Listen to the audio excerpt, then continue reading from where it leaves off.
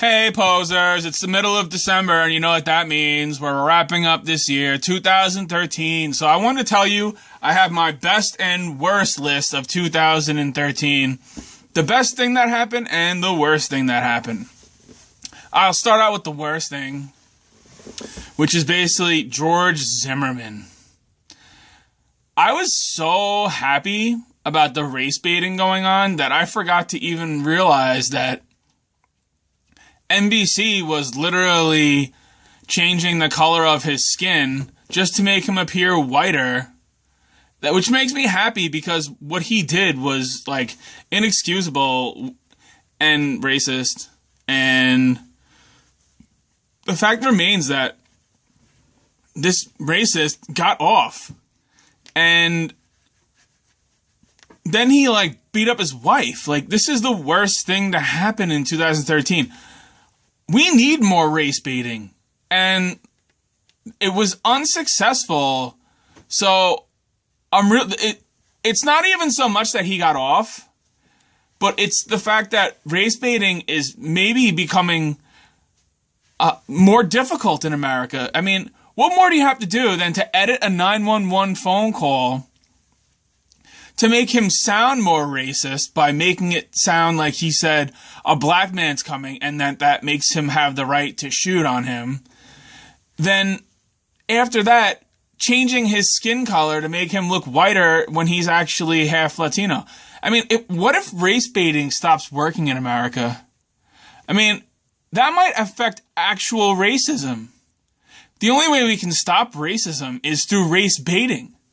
I mean, instead of actually getting out there and interacting with each other, which I would never do because I've never actually spoken to a black person, I'd rather just see the media perpetrate change through baiting people who are like potentially racist. That's how real progress is made, through the media. That's why I started this blog, because how else am I supposed to change hearts and minds than by affecting people by saying really controversial things?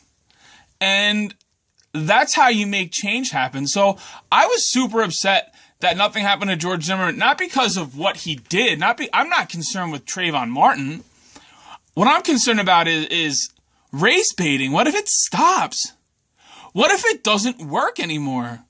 I mean, they legitimately changed the 911 phone call and his skin color to make him look guiltier. I think things like that should be illegaler.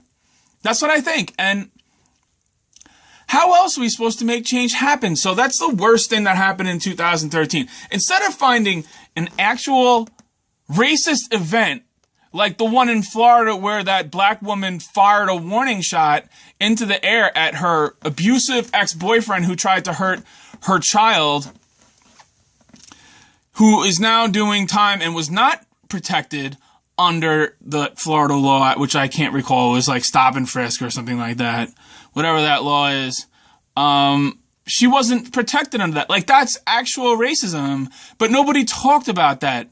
Oh, it was stand your ground. That's what it was. It was stand your ground. So that black woman was not actually protected under standing ground and fired a warning shot against a man who was being violent just to scare him away to protect her own son. And now she's doing 20 years in prison.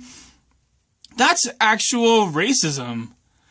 And that in no way is that important to me. What's important to me is baiting people on race, because that's how true change is made. So that's why, George Zimmerman, you are the worst person of 2013. Now, I want to say that the best person in 2013 has to be, by far and away, Bernanke. Who else would have the gumption to continue printing money, putting money into banks, while simultaneously telling us how he's helping the economy? If we don't purchase our own debt, who's going to buy it? If we don't continuously create debt, we won't be able to pay off the obligations we had before. So then everything would just fail. And like, America's too big to fail. And like, we need progress. So we need to print debt and start currency wars with China in the short term now, so that in the long term, we can see change. And if that doesn't happen, if we don't have government intervention, who would build the roads? You know?